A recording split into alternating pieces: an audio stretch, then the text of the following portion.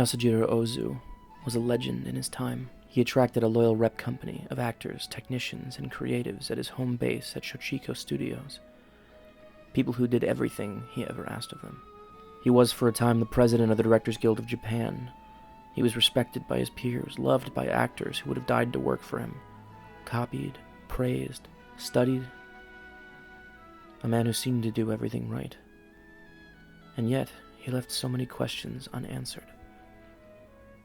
His life and work have been pored over by reputable film scholars and other artists alike, but so much about Ozu remains wonderfully enigmatic. His sexuality, the single word, meaning nothingness, written on the grave he shares with his mother, with whom he lived most of his life. The nature of the change in his outlook after the years he spent as a prisoner of war of the American Army during World War II. We can speculate, but we'll never grasp everything about Ozu, which is perhaps how it ought to be. Similarly, we'll never understand fully why it was that he viewed, among his few box office and critical disappointments, the 1948 movie A Hen in the Wind as his one true failure. Ozu returned from the war with a new interest in the truth of human behavior, the intricacies of human frailty, the things we tell ourselves versus who we really are, the way people fit into the world, the way time can pass like a heavy rain, the way we seem doomed to repeat our mistakes, the way the world passes us by. あなたのお帰り、いつまでお待ちすればいいの？あなたに早く帰ってきていただかないと、私もどうしていいかわからなくなりました。ねえ、怒ってらっしゃる？私のこと。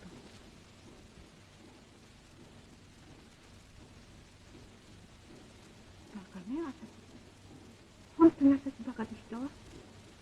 ごめんなさい。でもヒロシはあんなに元気になったんです。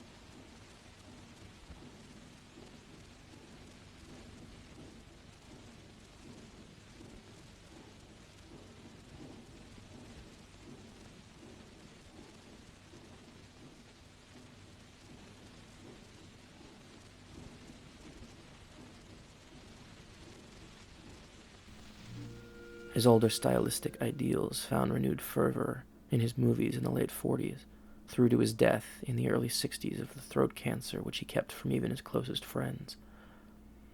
Once upon a time, he was just another director trying to express what life had done to him, what the war and his time in a POW camp had done to him, and his sense of himself, what the war had done to so many people, what Japan had become while so many were engaged in inhuman combat. A Hen in the Wind is the starkest of these meditations. こんにちは。さあ、お靴脱いで。ねえ、これまた売ってほしいんだけど。何？今月また足りなくなっちゃった。あ、これオリエントにいた時お揃いでこしらえたのね。あんたまだこれ持ってたの？うん。私もとうに売っちゃった。これ着てみんなで鬼怒川温泉行ったことあるんじゃないの？うん。もみじの時ね。うん。この着物好きなんだけど、もう着ることもないわ。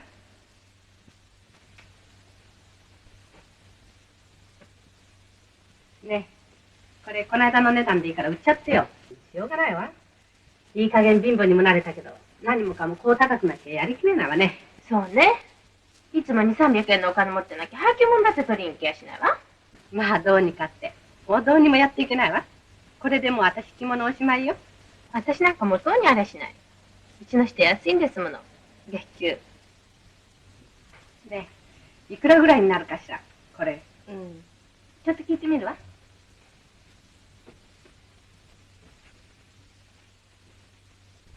すまないわね。もう何がなくてもいいの。この子さえ大きくなれば。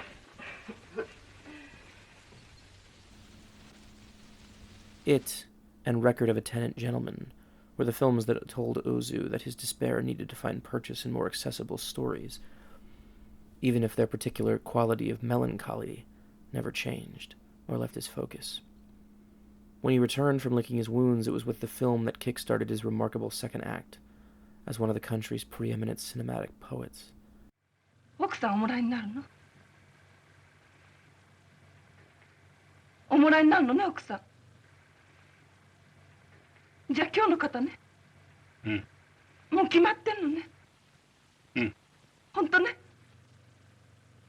本当なのね。うん。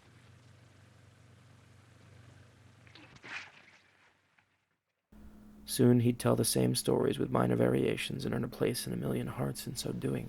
お母さん。何？お母さん、私に隠してることない？何を？今日私、間宮のおじ様に呼ばれて、すっかり聞いちゃったわ。何をよ。お母さん、再婚なさるの？え？再婚？隠さなくったっていいじゃない。何のことよ。知ってるわよ。何を知ってんのよ。何の話よ。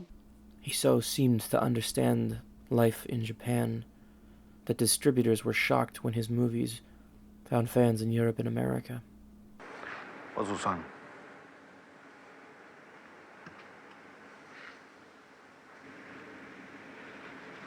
Ainakin kaudesta mäkin Suomesta näitä 11 huonoa elokuvaa ja kaikki se on sinun syytäsi.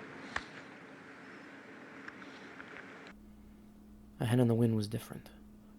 It was a truly despairing work, through and through. A mother, played by Ozu's favorite Kinuyo Tanaka, waits patiently for her husband, Shuji Sano, to return from the war like Ozu before him. Their son gets sick, and despite working tirelessly, she has no money to pay for his medical treatment.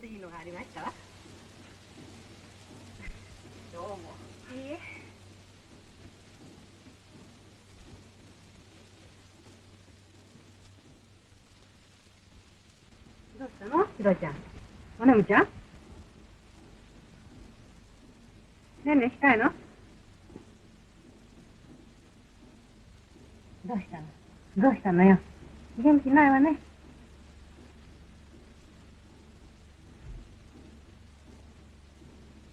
ひろちゃん。ひろちゃん。どうしたのひろちゃん。ひろちゃん。ひろちゃん。しっかりしてよ。ひろちゃん。A faster acquaintance of hers suggests a quick way to make some cash. とひこさん何もこんなことしなくたって楽に暮らせじゃないの。どうして？綺麗だし、その気になればいいのよ。And it haunts her from the minute she considers it, until she finally reveals to her husband what she's done.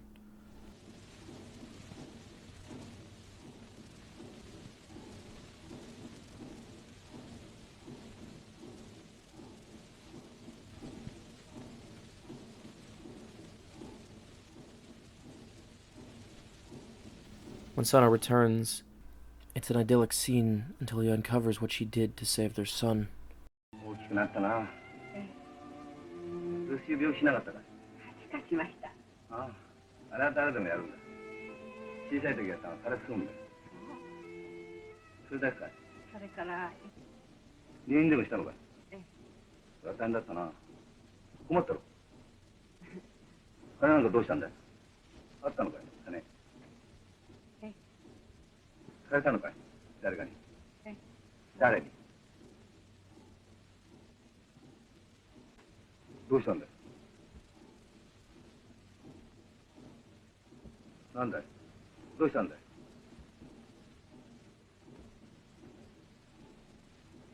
黙ってちゃわからないじゃないか。どうしたんだい。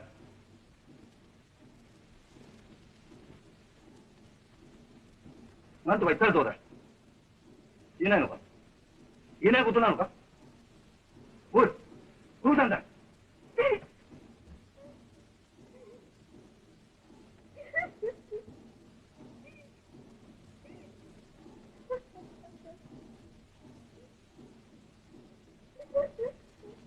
All the while, industrial buildings loom, like an unfeeling god in the background of their drama, as if to say the world will not slow down to consider the feelings of a few, when the future of millions, a country, is at stake.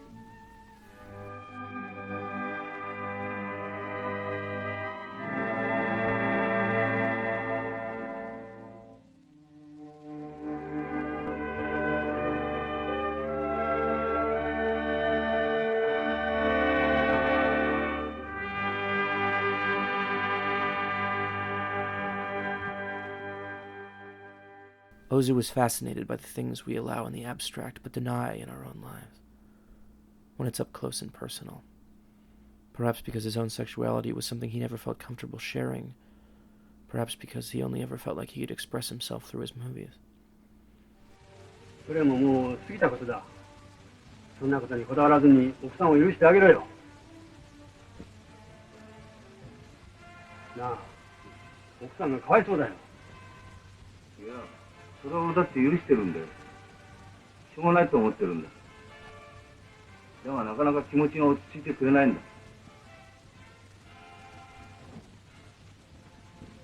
何かくすぶってるんだ。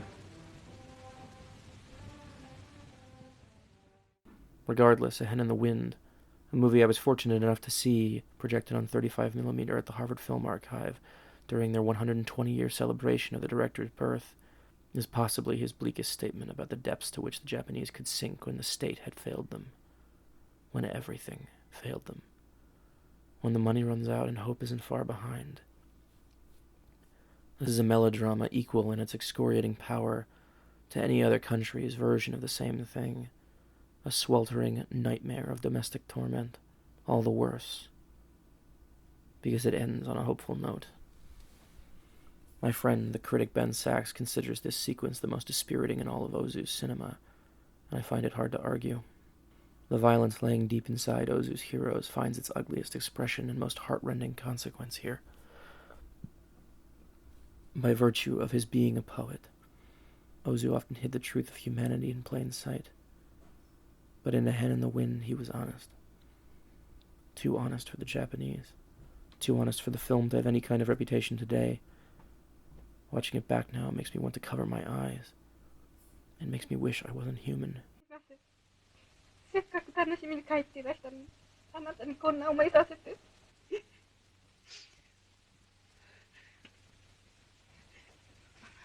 もう行かないでください。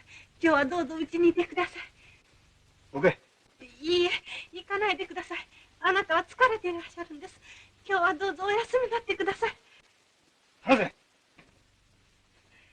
いいえ、あなたにもしものことが。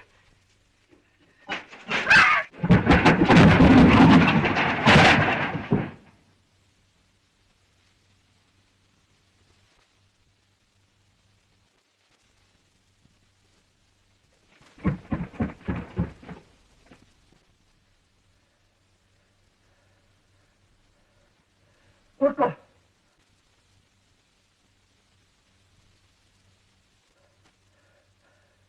どうした？どうした？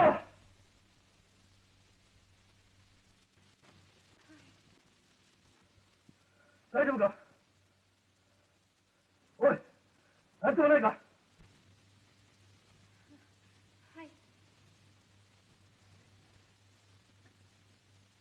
Ozu's diagnosis of the shell-shocked man is cruel, but he would have known better than many what the war had done to men in a society that had so steadfastly clung to honor and had been brought so low.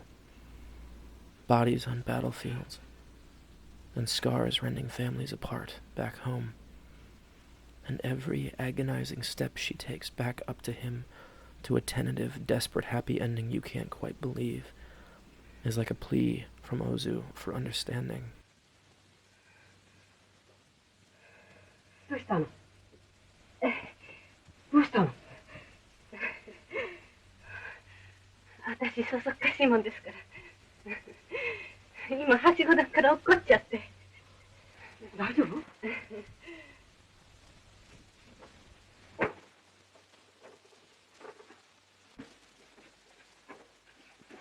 危ないわね。なんともなかった？気をつけなさいよ。すみません。危ないね。 Everyone suffers in their way. The captive abroad, the waiting back home. What a terrible journey. What a price to pay for a glimpse of happiness. What a price to pay to glimpse a lost happiness. What a dreadful place for this to end. This from a man whose movies sometimes seem to only see the best in all of us. Ozu was never the staid stoic, the dogged, unyielding formalist his reputation suggests. The world more than snuck into his movies. It lived there full time. Ozu influenced and predicted 100 years of cinema with his painstaking images of life in Japan.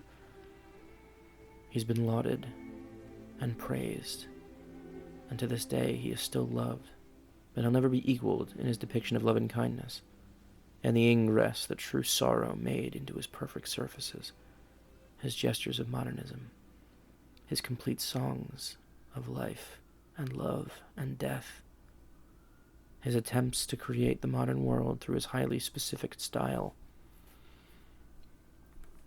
a more charitable world than the one he saw with his own eyes. It is still, these years later, a privilege to see what Yasujiro Ozu saw.